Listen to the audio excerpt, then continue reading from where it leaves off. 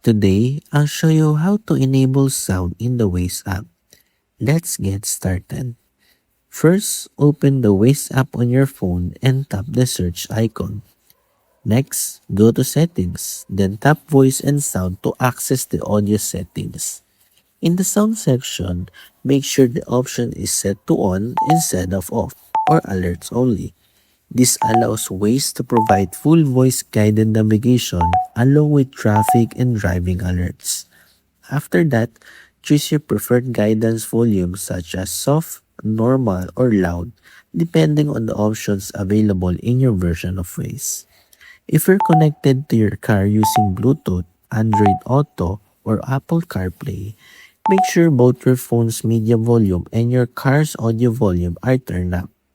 Finally, start a route and listen for the voice guidance to confirm that the sound is working properly.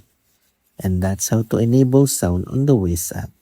If this video helped you, don't forget to like, subscribe, and I'll see you in the next one. Thanks for watching.